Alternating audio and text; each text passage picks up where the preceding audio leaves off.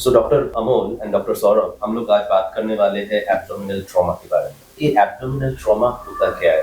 Abdominal trauma basically क्या है, कोई भी चीज़ से अगर आपके एब्डोमेन पे इंजरी हो रही है तो उसको हम एब्डोमिनल ट्रॉमा बोलते हैं। ये बेसिकली दो टाइप्स के होते हैं, एक तो है ब्लंट ट्रॉमा और एक है पेनिट्रेटिंग ट्रॉमा।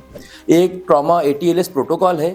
इस मैनर्स में हमको पेशेंट को रिसक्सिडेट करना होता है। A for airway, B for breathing, C for circulation, then D any कोई डिसेबिलिटी हुई है क्या, E for exposure. Mode of injury आपको बताता है कि आपकी इंजरी की सीवियरिटी कितनी है। जैसे आप मान लीजिए आप रोड पे चल रहे हो, you are hit by a vehicle, तो आपको पता चलता है कि hit by a vehicle is a major injury, तो आप वैसे अकॉर्डिंगली एक्शंस ले सकते हो। ये एक टर्म है गोल्डन आवर, मतलब मैक्सिमम ट्रॉमा पेशेंट की मॉर्टेलिटी ऑन स्पॉट रहती है, लेकिन अगर वो इनिशियल 1 आवर तक सर्वाइव होकर अगर हॉस्पिटल आते हैं, that we call golden hour, तो उसके चांसेस ऑफ सर्वाइवल अच्छे होते हैं because of initial resuscitation, proper care और नीड ऑफ द सर्जरी। इसकी वजह से पेशेंट की जान बचती है, तो उसे हम कैसे है गोल्डन आवर। पेशेंट्स को ऑपरेट करना ही नहीं करना, that is a very crucial thing we have to decide. Basically patient का इनिशियल मैनेजमेंट एंड पेशेंट के वाइटल्स ऑब्जर्व करना, ये आपको बताता है कि पेशेंट को ऑपरेशन के लिए लेना है कि नहीं लेना। Trauma is basically a multi modality approach. Trauma किसी एक सर्जन या एक ICU स्पेशलिस्ट की जिम्मेदारी नहीं है और वो उसको मैनेज भी नहीं कर सकते। It is a team work, उसमें बहुत सारे लोग इन्वॉल्व होते हैं। उसमें डॉक्टर से लेके नर्सेस से लेके पैरामेडिकल स्टाफ भी उसमें इन्वॉल्व होता है। There is something called as concealed injuries. Concealed injuries वो इंजुरीज होती है जो आपको तब पता नहीं चलेगा कि आपको इंजर हुआ है अंदर, लेकिन आपको बाद में पता चलेगा। तो don't take any injuries lightly. आपको वो ट्रिवियल भी लगेगी, छोटी सी भी लगेगी, आप अपने डॉक्टर के पास जाइए, उसको दिखाइए, क्योंकि छोटी इंजुरी भी आगे चल के बड़ी हो सकती है। तो मेरे सलाह से get it examine, get it examine, get it evaluated and be at peace. नमस्ते दोस्तों, आपको NSH पॉडकास्ट में हार्दिक स्वागत है। मेरा नाम देव, आपके होस्ट एंड दोस्त, और आज हमारे साथ है doctor Amol Parate and doctor Saurabh Bokare. Doctor Parate is a experienced critical care specialist and doctor Saurabh Bokare is a laparoscopic GI cancer surgeon and laser proctologist. So doctor Parate and doctor Bokare, आपको बहुत स्वागत है हमारे NSH पॉडकास्ट में। So doctor Amol and doctor Saurabh, हम लोग आज बात करने वाले हैं एब्डोमिनल ट्रॉमा के बारे में। सो पहला जो मेरा सवाल रहेगा आप दोनों से कि एब्डोमिनल ट्रॉमा होता क्या है एंड ये किस चीज़ से जुड़ी हुई है, कैसे इस चीज़ से पेशेंट को राहत मिल सकता है? एब्डोमिनल ट्रॉमा बेसिकली क्या है, कोई भी चीज़ से अगर आपके एब्डोमेन पे इंजरी हो रही है तो उसको हम एब्डोमिनल ट्रॉमा बोलते हैं। ये बेसिकली दो टाइप्स के होते हैं, एक तो है ब्लंट ट्रॉमा और एक है पेनिट्रेटिंग ट्रॉमा। तो जो ब्लंट ट्रॉमा होता है, जैसे आप मान लीजिए रोड से जा रहे हो, आपको किसी गाड़ी ने हिट कर दिया है या सीट बेल्ट इंजुरीज होती है, ये सब ब्लंट ट्रॉमा में आती है। इसमें मोस्टली आपके जो सॉलिड ऑर्गन्स होते हैं, जैसे आपका लीवर हो गया, स्प्लीन हो गया, ये मोस्टली इंजोर होते हैं। दूसरा टाइप होता है पेनिट्रेटिंग ट्रॉमा। नाइफ इंजुरी है, कोई भी पॉइंटेड ऑब्जेक्ट से अगर इंजुरी हो रही है तो then we call it as a penetrating trauma. तो इसमें मोस्ट कॉमनली आपके इंटेस्टाइन्स इंजोर होते हैं, आपके मोमेंटम्स इंजोर होते हैं। तो ये दो टाइप्स के बेसिकली ट्रॉमास होते हैं। डॉक्टर अमोल, आप कुछ बोलना चाहते हैं इसके बारे में? हाँ, जैसे डॉक्टर सौरभ ने कहा, दो टाइप के ट्रॉमास होते हैं, एक तो पेनिट्रेटिंग या फिर ब्लंट ट्रॉमा। पेनिट्रेटिंग ट्रॉमा में जैसे सिर्फ नाइफ ही नहीं है, कई तरह के आयरन रॉड्स, इस तरह के भी काफी सीवियर इंजुरीज होती है जो सीधा आपके एब्डोमिन में जाके आपके ऑर्गन को डैमेज करता है। इसको हम लोग सीरियल किलर भी बोल सकते हैं। यस, बिल्कुल। तो मेरा अगला क्वेश्चन रहेगा आप लोगों से कि what is the emergency arrival and why 5 minutes matters most for this abdominal trauma? जब भी इस तरह के पेशेंट हमारे पास आते हैं तो आपको असेस करना है कि कोई एक्सटर्नल एब्डोमिनल वुंड है या नहीं। अगर एक्सटर्नल एब्डोमिनल वुंड दिख रहा है, जैसे चाकू के साथ आया है, कोई आयरन रॉड उसके पेट में ऑलरेडी है, तो आप उस चीज को फोकस कर सकते हैं कि इसको इस जगह पे इंजुरी हुई है तो इसको कैसे मैनेज किया जाए।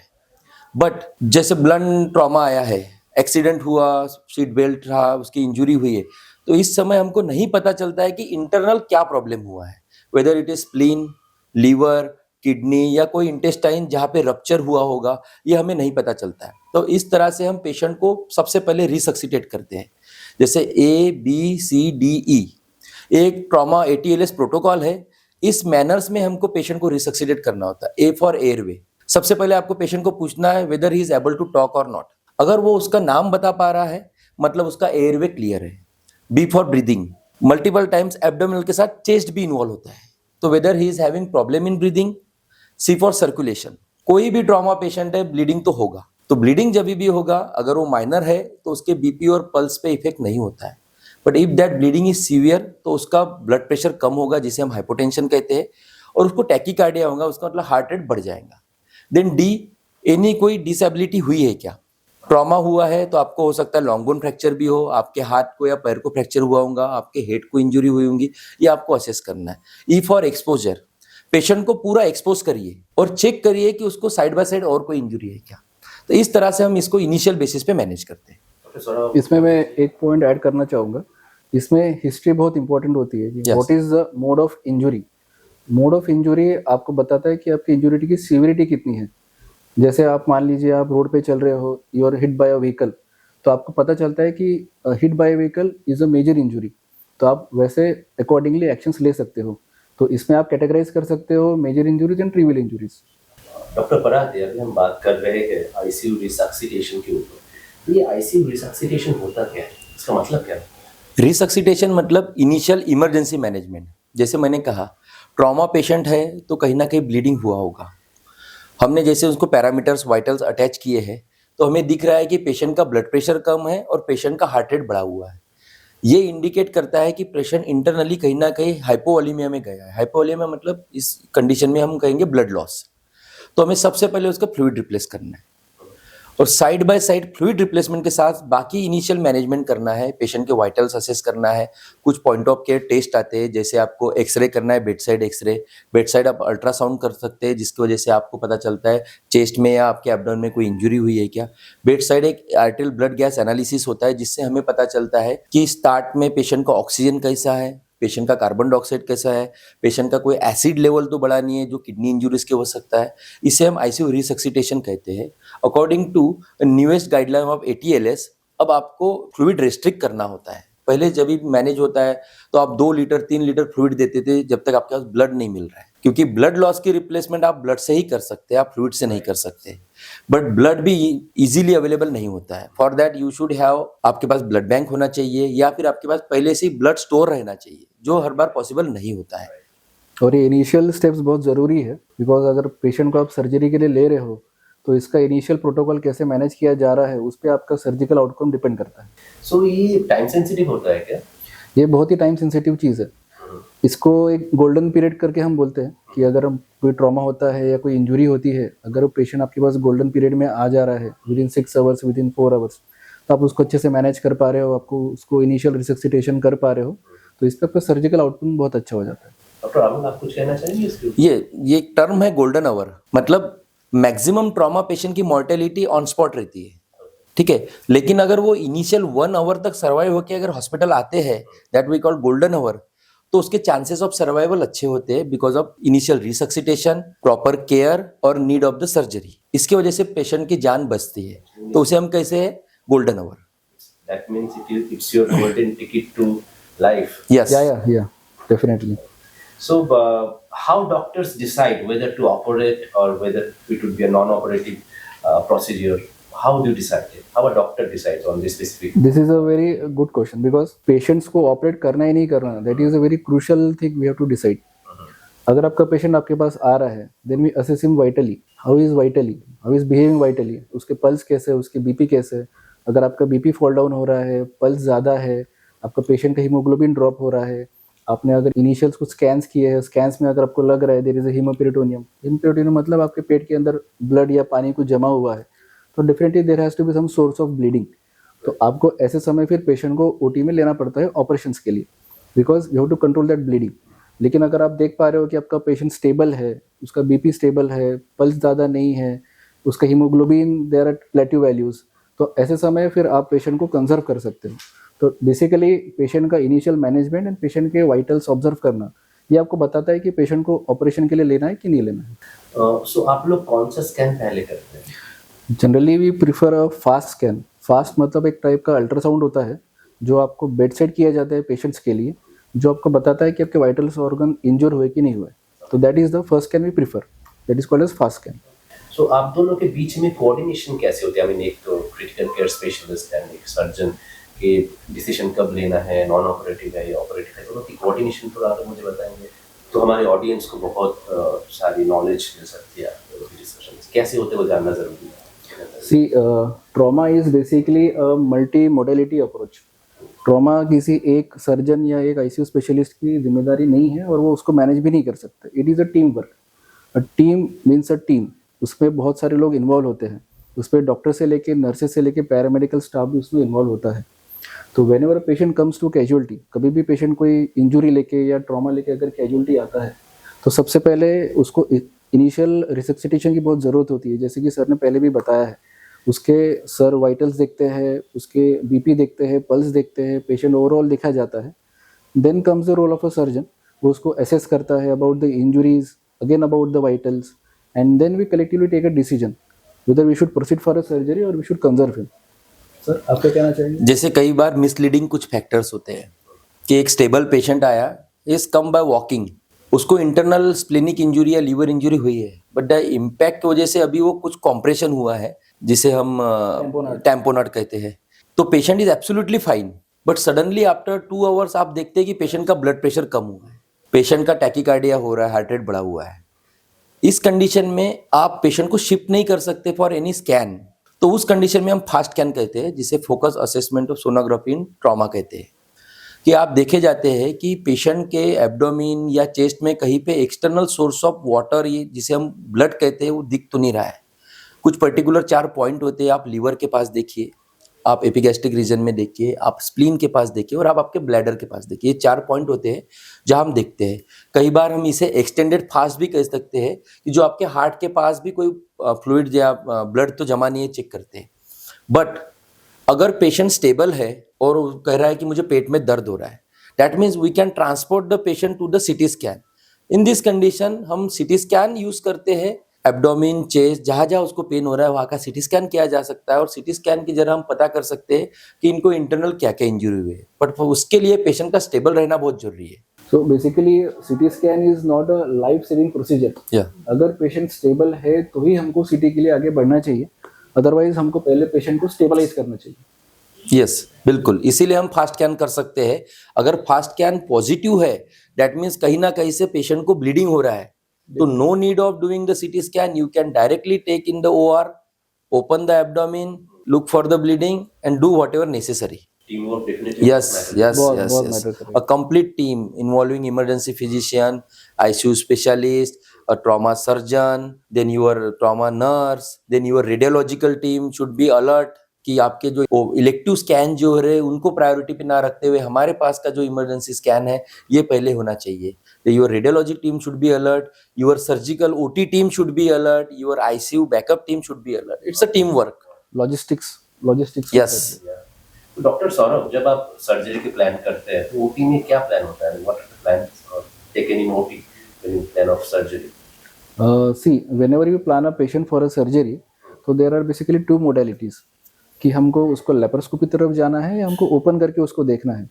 बिकॉज हमारे पास दोनों ऑप्शंस अवेलेबल होते हैं. If we go with a laparoscopy, generally today's norms is like we do a diagnostic laparoscopy. Diagnostic laparoscopy में हम कैमरा डाल के देखते हैं कि इंजुरी का सोर्स कहाँ है, कितना ब्लड लॉस है. इससे आपको कि इनिशियल आइडिया आता है whether we should proceed with a laparoscopy further या फिर हम उसको कन्वर्ट करके ओपन सर्जरी की तरफ हमको बढ़ना पड़ेगा. तो उसमें हमको देखते हैं कि कौन से ऑर्गन इंजर्ड है. सबसे पहले हम क्या करते हैं, packing is the most important thing. कभी भी आप एब्डोमेन को ओपन करते हैं तो इनिशियल आपको पैक करना पड़ता है किसी भी ड्रेप से, किसी भी क्लॉथ से, ताकि आपका ब्लीडिंग पॉइंट्स कंट्रोल हो जाए.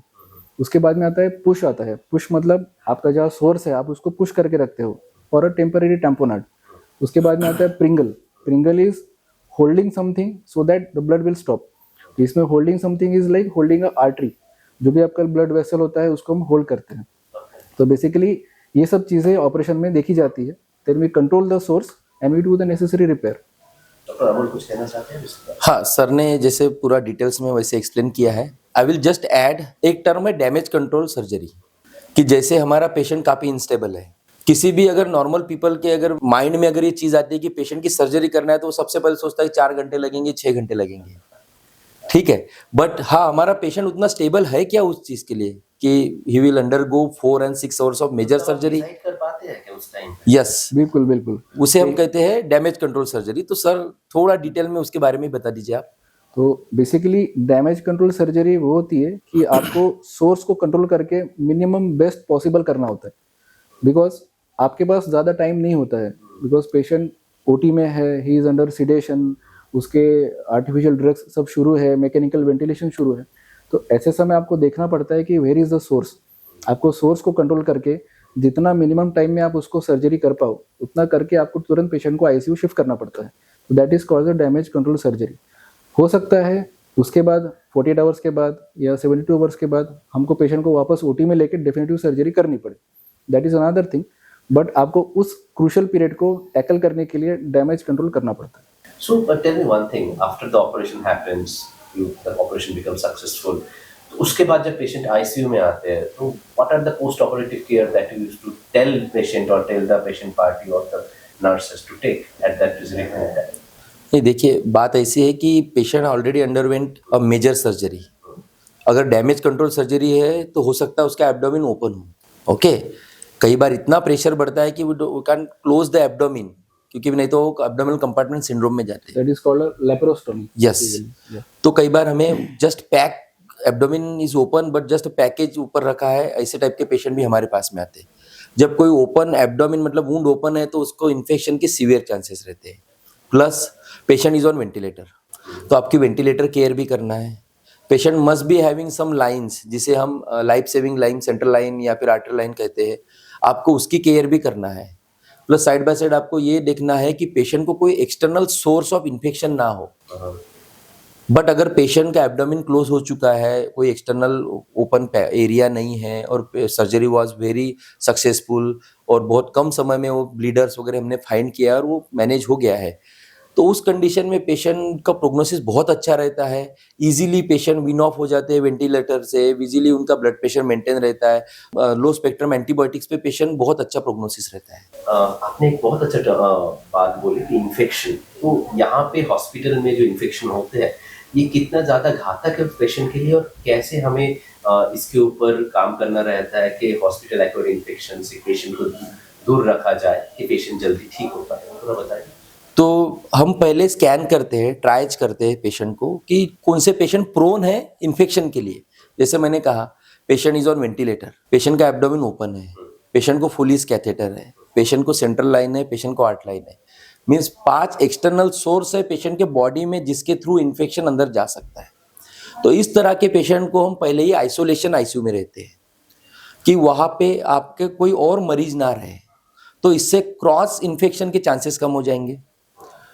हम सारे तरह के नर्सिंग बैरियर प्रिकॉशन यूज करते हैं कि वहाँ पे डेडिकेटेड एक नर्सिंग स्टाफ रहेगा जो कंप्लीट बैरियर प्रिकॉशन के साथ पेशेंट को यूज करेगा। हम टोटली अवॉइड करते हैं पेशेंट एंड रिलेटिव्स का contact. Relatives are not medical health worker, वो अपने मेंटल प्रेशर के साथ बिना without using cap, without using mask, without proper doing the sanitizer patient को टच करते हैं। तो इस तरह से कई बार पेशेंट को एक्सटर्नल इन्फेक्शन जाता है, तो हम उन रिलेटिव्स को पहले ही समझाते हैं कि is already prone for any kind of multi drug resistant infection. तो जितना कोशिश हो सके पेशेंट को टच ना करे, या पॉसिबल हो गया जब तक वो रिस्क से बाहर नहीं आते अवॉइड करे उनसे मिलना। प्लस हाँ, yes sir, the most important thing here is hand hygiene. या हैंड हाइजीन जो हम अक्सर उसको इग्नोर करते हैं, that plays a crucial role in infections. अगर आप हैंड हाइजीन मेंटेन कर रहे हो तो आपका इन्फेक्शन रेट काफ़ी हद तक कट डाउन हो सकता है। चलिए मैं बात करते हैं हम लोग कुछ मिथ एंड फैक्ट्स के ऊपर। पहले तो मैं आपसे पूछना चाहूँगा सौरभ जी कि मिथ 1 ऐसा है कि एक्सीडेंट हुआ पर दर्द नहीं, मतलब सब कुछ नॉर्मल है, ऐसा होता है क्या? ऐसा हो भी सकता है, ऐसा नहीं भी हो सकता है, because there is something called as concealed injuries. Concealed injuries वो इंजुरीज होती है जो आपको तब पता नहीं चलेगा कि आपको इंजोर हुआ है अंदर, लेकिन आपको बाद में पता चलेगा। तो don't take any injuries lightly. आपको कुछ भी इंजुरी होती है, just go to the doctor, get it evaluated, ताकि वो इंजुरी आगे चल के वो ज़्यादा बड़ी ना बने। ऑडियंस ये आपके लिए बहुत बड़ी एक बात उन्होंने की है डॉक्टर सौरभ ने कि कोई भी इंजुरी को आप लाइटली मत लीजिए। शायद आपको लाइट लग रहा है बट उतना लाइट ना हो, अंदर ही अंदर कुछ प्रॉब्लम भी हो सकती है। डॉक्टर अमोल, मैं आपको एक मिथ के बारे में बोलना चाहता हूँ कि एक मिथ ऐसा है कि सिर्फ दिखने वाली इंजुरी ही डेंजरस होती है, ऐसा है क्या? नहीं, ये सब गलत है। न दिखने वाली इंजुरी ज़्यादा डेंजरस होती है। दिखने वाली इंजुरी आपकी नज़रों के सामने है, आप जल्दी उसको मैनेज कर सकते हैं क्योंकि आपका टाइम वेस्ट नहीं हो रहा है। बट न दिखने वाली इंजुरी कई बार आपको मिसलीडिंग करती है कि पेशेंट को कुछ और इंजुरी नहीं है, या फिर आप ये स्कैन और उसके मैनेजमेंट में डिलेस कर सकता है कि नहीं पेशेंट तो स्टेबल है, मतलब पेशेंट इज ओके फाइन, तो इसका सीटी स्कैन करे या ना करे। कई बार आप जब रिलेटिव्स को सजेस्ट करते हैं कि हमने सीटी स्कैन करना चाहिए, तो रिलेटिव सोचते हैं कि सर पेशेंट तो ठीक लग रहा है, हमें सीटी स्कैन करना जरूरी है क्या, या फिर इसका फाइनेंशियल बर्डन बहुत ज्यादा है, और 2 घंटे बाद पता चलता है कि सडन पेशेंटली कोलैप्स हो गया है। तो न दिखने वाली इंजुरी है मोर डेंजर देन दिखने वाली इंजुरी। सो घरगुती इलाज मत कीजिए दोस्तों, जो इंजुरी नहीं दिख रहा है उसके लिए इलाज होना बहुत जरूरी है। मैं आपसे एक सवाल और पूछना चाहूँगा डॉक्टर सौरभ कि पब्लिक के लिए अगर एक सिंपल एडवाइस है, कब हॉस्पिटल आ जाना चाहिए आपको इंजरी के बारे में, ये आप क्या एडवाइस देना चाहेंगे हमारे ऑडियंस को? जैसे मैंने आपको पहले भी बताया, don't take any injury lightly.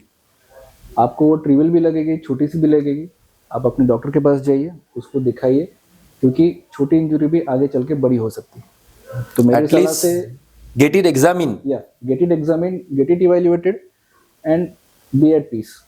कभी कभी हेड ट्रॉमा होता है तो वॉमिटिंग होती है, डिजीनेस होती है, तो लोग क्या बोलते हैं कि थोड़ा बहुत बैठ जाओ, थोड़ा दवाई ले लो तो ठीक हो जाएंगे। तो आपका सलाह ये है कि तुरंत हॉस्पिटल में जाना चाहिए या फिर डॉक्टर को दिखाना चाहिए? डेफिनेटली, अगर आपको हेड इंजुरी हो रही है तो आपने बिल्कुल भी लाइटली नहीं लेना चाहिए, बिकॉज हेड इंजुरीज वो बहुत सीरियस हो जाती है आगे चल के। तो अगर आपको वॉमिटिंग्स हो रही है, आपको अगर लॉस ऑफ कॉन्शियसनेस हो रहा है, आपको नौशिया परसिस्टेंट है, तो ऐसे समय आपको तुरंत हॉस्पिटल जाके एक सीटी स्कैन जरूर कराना चाहिए। बिकॉज ब्लड हमारे ब्रेन में जो क्लॉट होता है वो धीरे धीरे साइज में बढ़ते जाता है, और जैसे वो साइज में बढ़ते जाएगा आपको ये सिम्टम्स और वर्सन होना शुरू हो जाएंगे। तो कभी भी आपको अगर हेड इंजुरी हो रही है तो don't take it lightly, get it evaluated.